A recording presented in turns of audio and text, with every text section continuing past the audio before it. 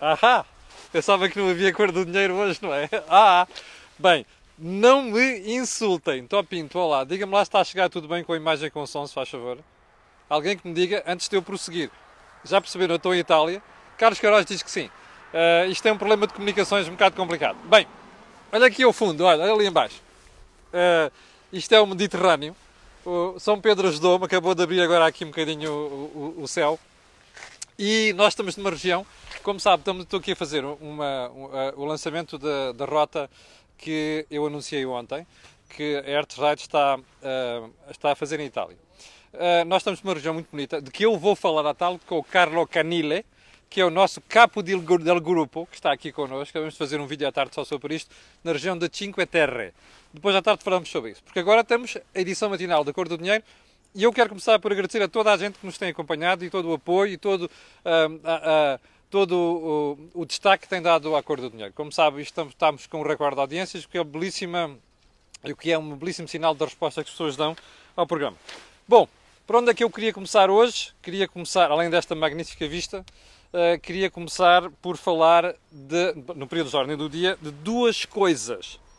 A primeira é que acabei de ver uma entrevista do Ministro Vieira da Silva, salvo erro à TSF, onde ele diz: não me vejo a ocupar as finanças.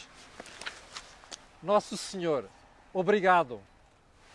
E obrigado se isto se confirmar. Quer dizer, porque a mim já me chega um artista dos números, que é o Mário Centeno. Se eu tenho nas finanças um artista dos números, mais um artista da política, isto é uma chatice. Está a perceber? Portanto, thank God. Eu estou na terra do Papa, não é? Portanto, thank God. Bem, não é propriamente La Spezia, não é para a terra do Papa, mas enfim, é o país do Papa. Bem, segundo ponto desta conversa. Hoje isto vai girar muito à volta das questões sociais. E eu vou dizer porquê. Eu tenho recebido nos últimos 2 meses muitas mensagens de pessoas, algumas pessoas muito chateadas comigo, por duas questões. A história das prestações sociais, que eu critico, e eu já vou explicar porque é que estou a falar disto, e também das pensões. Das pensões eu já vou a seguir, mas vou ficar, no período de sorteio do dia, pela parte do rendimento social de inserção. RSI. Já reparou no nome? RSI. Rendimento Social de Inserção. Como se recorda, isto foi criado no final dos anos 90 e já teve um nome diferente. Rendimento Mínimo Garantido. Em boa hora, alguém mudou o nome de Rendimento Mínimo Garantido para Rendimento Social de Inserção. O problema disto é que há muita gente que ainda continua no mindset anterior, que é Rendimento Mínimo Garantido. Bem, as pessoas que me criticam, eu vou explicar porque é que eu tenho falado do assunto. É que é assim, nós temos de garantir um rendimento que mantenha as pessoas a um nível acima não é da sobrevivência, mas o mínimo de vida. Temos de fazer isso.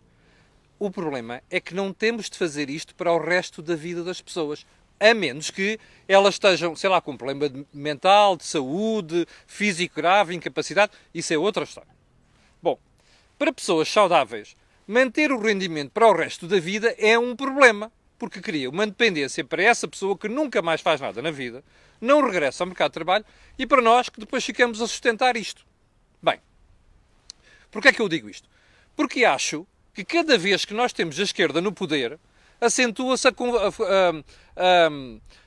a parte do garantido e não o de inserção. Ora, isto não pode ser.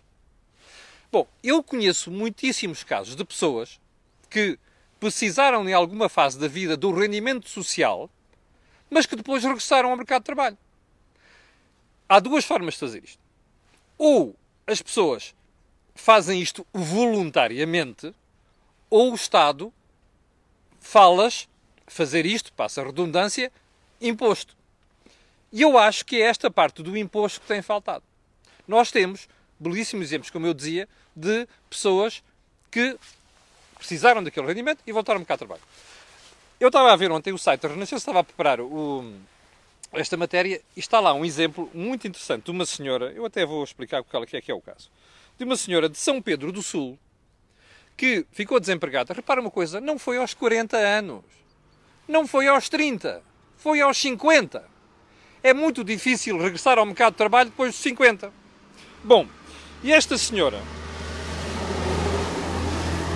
já passou o caminhão, recusou o rendimento social de inserção e lançou mãos à obra. Pôs-se a fazer pão de ló sem glúten. Ora, diga-me lá uma coisa. Você imaginaria que o mercado iria absorver pão de ló sem glúten? Pelos vistos, a senhora dona, como é que ela se chama? A senhora Lúcia, que ainda para mais o pão de ló dela está neste momento num concurso, no Taste Up, que ainda para mais foi selecionada. Repara uma coisa. Nós não gostaríamos de ter mais exemplos destes na vida? Nós não gostaríamos de ter mais exemplos destes em Portugal? É para isto que a gente tem que apontar. Agora, tem de haver incentivos. E os incentivos ou são positivos ou são negativos. Enforcement. Obrigar as pessoas a fazerem formação para poderem voltar ao mercado de trabalho. Ora, infelizmente, de cada vez que eu vejo a esquerda no poder, isto falha. Acentua-se a primeira componente, que é o garantido. Ora, isto não pode ser. Como eu costumo dizer, eu sou uma pessoa solidária. O problema é que a minha solidariedade não é infinita, porque senão isto vai sair do bolso de todos, inclusive daqueles que trabalham.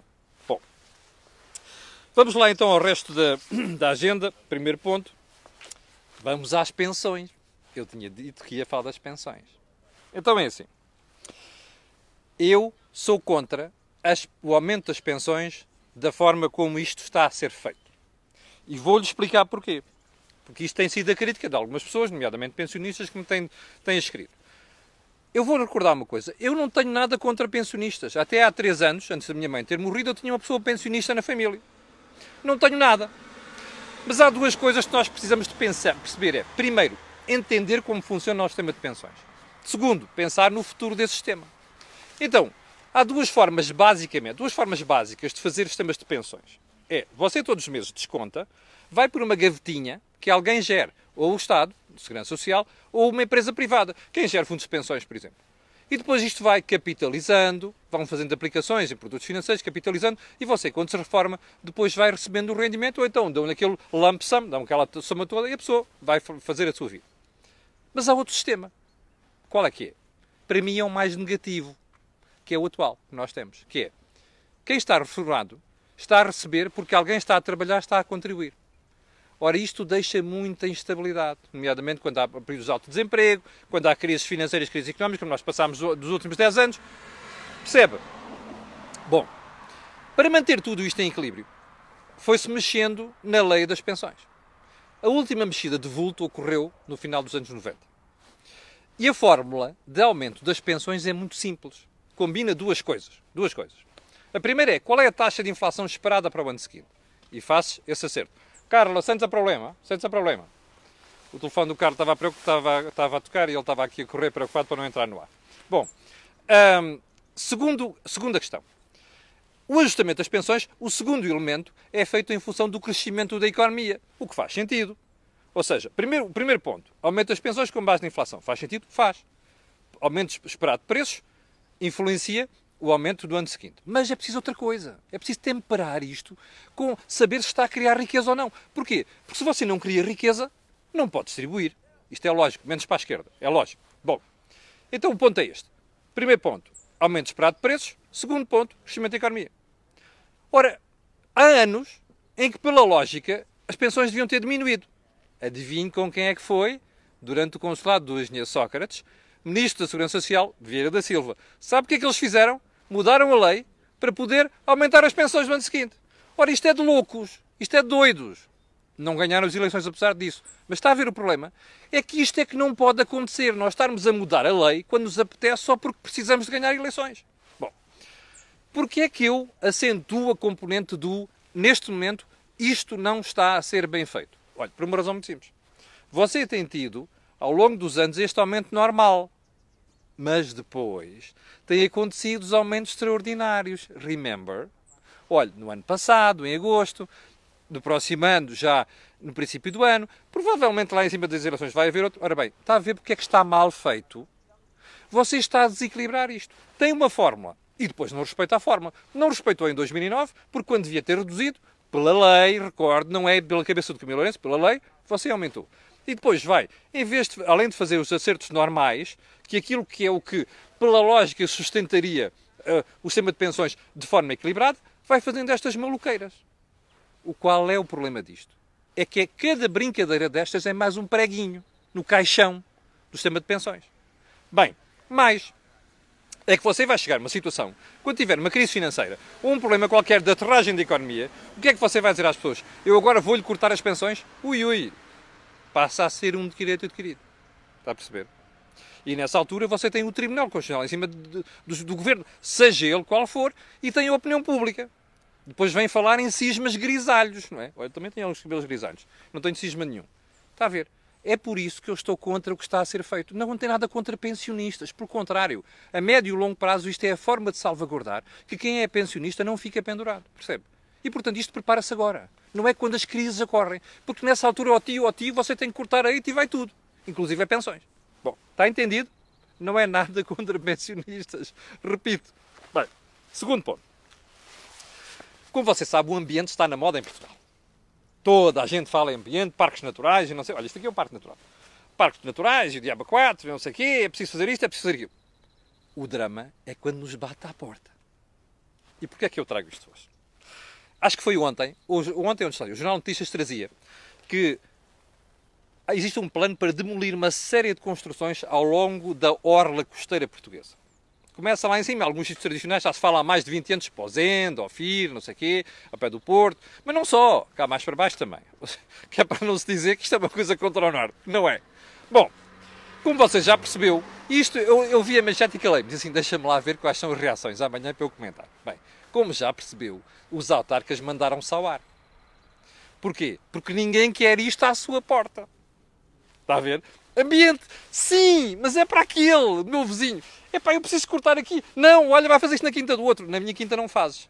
Ora, não pode ser assim. Não é? Das duas, uma. Ou a gente define que a costa é para proteger, inclusive é porque se não se proteger aqui depois vai prejudicar a costa mais abaixo. Pormenor muito importante. Vai ver quantos esporões existem na costa portuguesa. E vai ver o efeito depois em cadeia por ali abaixo. Está a ver? Você faz um esporão na sua quinta, sem analisar bem o problema, depois quem paga é o vizinho lá mais em baixo. Bom, para além disto, a história das casas em cima das dunas, construções em cima das dunas. Ora bem, isto a prazo tem um custo. Ora bem, é preciso mexer? É. Qual é o drama disto? É pá, vai mexer na do outro, não mexas na minha. Bom, isto só pode dar bota, não é? Eu estou curioso para ver qual é que vai ser a atuação do Governo, porque isto vai depender do Ministério do Ambiente nos próximos anos, nomeadamente em 2019, quando há eleições. Aliás, eu acho que alguém levantou esta lebre em tempo errado, porque você vai ver agora que isto vai ficar tudo aguado. E a verdade é que há coisas que precisam de ser mesmo demolidas. Aguardemos. Bom, ponto 3. Você pensava que os carros elétricos eram de borla, não é? Nomeadamente carregar e o diabo 4, não sei quantos. É, pá, eu lembro de pessoas me terem dizerem que compravam carros elétricos que davam uma vantagem fiscal para a empresa, é verdade, mas também porque não pagavam eletricidade, carregavam na rua. Bem, como sabe, há um problema com os carregadores que andam para aí na rua do Mobi e do diabo 4. Mas mesmo em casa, aquilo ficava em conta. Bom, já viu bem os preços dos carregadores rápidos que andam por aí? Eu estava a ver nos últimos dias a informação que alguns jornais publicaram e é impressionante. E em alguns casos, por meia hora, chega a 10 euros. Ouviu bem? 10 euros. Há uma coisa que todos nós precisamos de entender economia. Não há almoços grátis. Primeiro ponto. A eletrificação está para ficar? Parece que sim.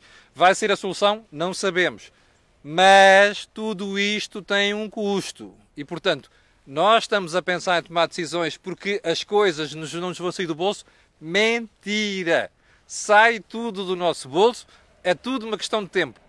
E mais, neste caso, há de sair do bolso e há de sair do bolso com um preço elevado. Ponha isso na cabeça. Bom, quarto ponto. O PS, acho que está hoje no público, parece que quer negociar os benefícios fiscais na habitação com o PSD. Espera aí, eu não sou dirigente do PSD, nem quero ser, nem sequer sou militante do PSD. Mas há uma coisa que eu perguntaria se fosse Rui Rio. Epá, olha lá, já não tens a Catarina? Pá, onde é que está o Jerónimo? Ó Jerónimo, anda cá. Vai lá provar isso com eles. Já percebeu qual é o problema?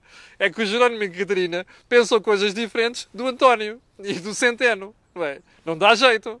Ou seja, é para tramar ainda mais um bocado da habitação. Bem, como você sabe, nós estamos no momento crítico. Vêm eleições e o Governo está a mexer na lei da habitação.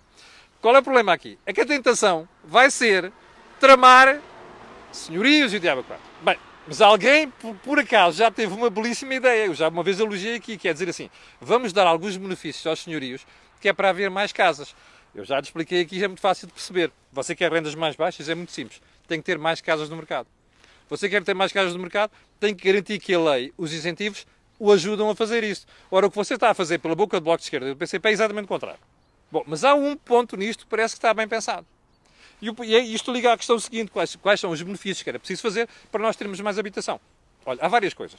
Ter menos burocracia nas câmaras ajudava.